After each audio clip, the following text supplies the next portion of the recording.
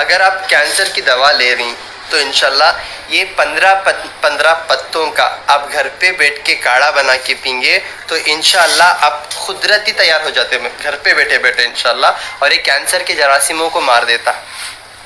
سمجھ رہے ہیں آپ؟ کینسر ڈاکٹر بولتی پیشنٹ کو نکو بولو کینسر بول کو کی کہ تو سنیات تو چنے ہاں حیبت سے مر جاتا انہیں، کینسر سے نہیں مرتا، حیبت سے مرتا. انہیں ڈرنے کی ضرورت نہیں ہے لیکن اس کے اٹینڈراں ڈرنا ٹھیک ہے. تو زیبم بول رہی نا، میں اس سب کی بات نہیں کر رہا ہوں، سارے ڈاکٹروں کی بات.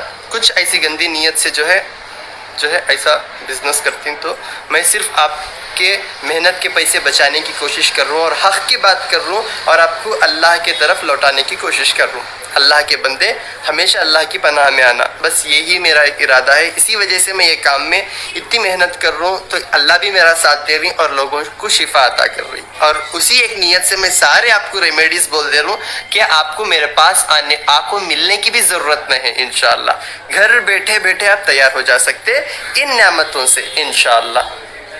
ٹھیک ہے نا؟ تو کینسر بولو نہ کو بولتی ہیں، ڈر جاتی ہیں. کیوں؟ یہ کینسر ان دا سینس گاڑھا پن ہے خون کا. سمجھ رہی؟ جب ہم ایک ذبح کرتے ایک جانور کو، کیوں کرتے ذبح؟ پورا خون نکل جاندے باہر بول کے، یعنی کیوں بولے تو خون میں سے بیماریاں بڑھتے سو ہے.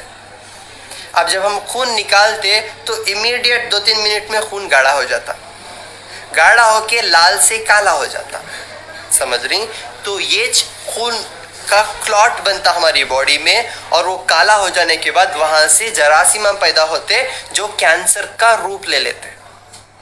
اسے کیمو یہ وہ دے کے جو ہے ٹریٹمنٹ کرتے، اور ایک دردناک ٹریٹمنٹ ہے جس سے انسان کا پیٹ خراب ہو جاتا. پہلی بات موشن نہیں آنا مشکل ہوتا، اگر موشن آنا مشکل ہو جا رہا تو اس کی بیماریاں اور زیادہ بڑھ جاتے.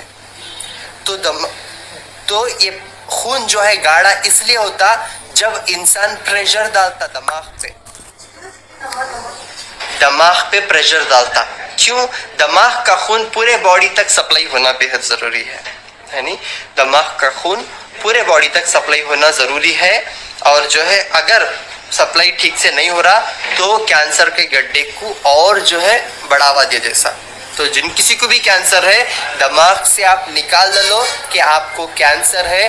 بس آپ اتنا سمجھو آپ کی بڑی آزمائش ہو رہی اللہ کے طرف سے، یعنی تو آپ کو سزا ہو رہی. سزا وہ ہوتی جب آپ غلطی پہ غلطی کرتے، جیسا کہ کسی کا غلط سوچتے، نماز ادا نہیں کرتے، اللہ کے علاوہ کوئی اور چیزوں کے اوپر یقین لاتے، اللہ کی ذات پہ بھروسہ نہیں رکھتے، اللہ سے دور ہوتے جاتے. تو یہ آپ کی تکلیف جیسے بڑھتے جاتی تو سمجھو نہ کوئی آزمائش ہے، سمجھو کہ یہ سزا ہے آپ کو اللہ کی طرف سے.